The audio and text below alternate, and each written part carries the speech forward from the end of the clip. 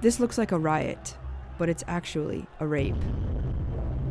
A mob assaults a woman in Cairo's Tahrir square. In the darkness, men tear off her clothes and violate her with their hands.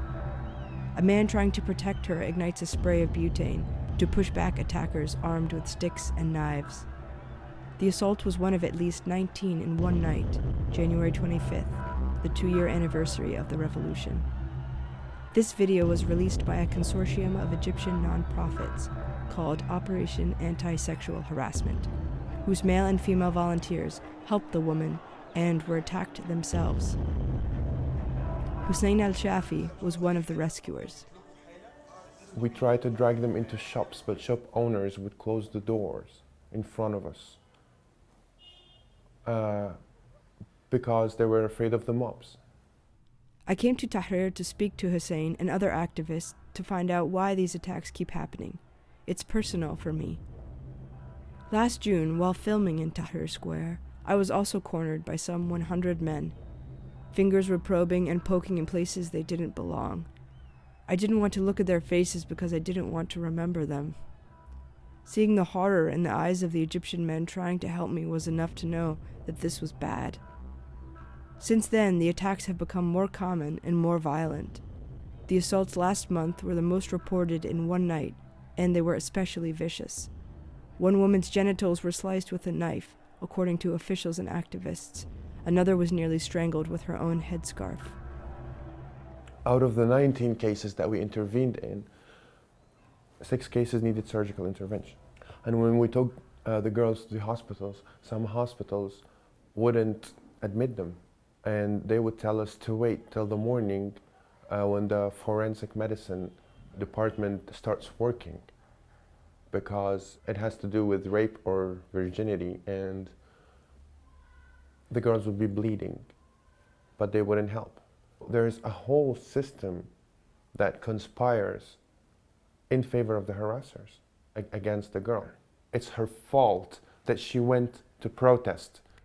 Sexual assaults happened under the regime of Hosni Mubarak, in some cases instigated by his secret police or his paid thugs against anti-government protesters. And activists say they've continued to be organized by those who feel threatened by women breaking out of traditional gender roles. Sexual harassment, sexual violence has been systematically used by the regime, by different forces to get women out of the public space. And it's a very very common tool that has been used in Egypt since 2005 and even from before. I asked one of them, what is it that you want? And why is there so many of you? Why are you so many? And why are you attacking us? And his answer was, we want these women inside. It's a silencing tool and it's effective. It's like a tear gas bomb. A survey by the Egyptian Center for Women's Rights found that 83% of Egyptian women and 98% of foreign women have experienced sexual harassment in Egypt. But the violence of the mob attacks sets them apart, says Enji Khoslan. The sexual harassment that we experience in Egypt on a daily basis is something, and what we've experiencing in Tahrir, the viciousness of the cases and the prevalence of the cases is totally different. In Tahrir, the attacks seem to be condoned, even by men who don't take part. As I filmed this scene, a woman emerged, trying to escape a mob of men. A protester saw me filming and pulled my camera away, saying that I couldn't film rape. His concern wasn't directed towards the women, but rather he seemed worried the video of it would stain the reputation of the revolution. I don't think there is anything sexual about this. And, well, we do believe that these mobs are organized, but still, they do it with passion.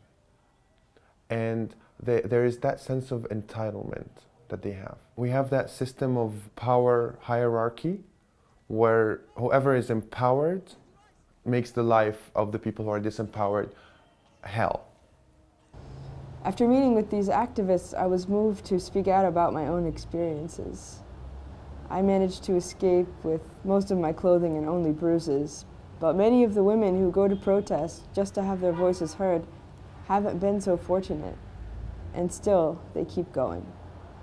Women are capable of deciding to themselves whether they want to be in this battle or not. It is a battle. You might get injured, you might get beaten, he might get raped, he might get assaulted. You need to know the consequences of going out to Tahrir, just like any guy who knows that when he goes out protesting, he might face tear gas and he might face bullets and he might even face death. On location in Cairo, this is Bridgette Auger for Global Post.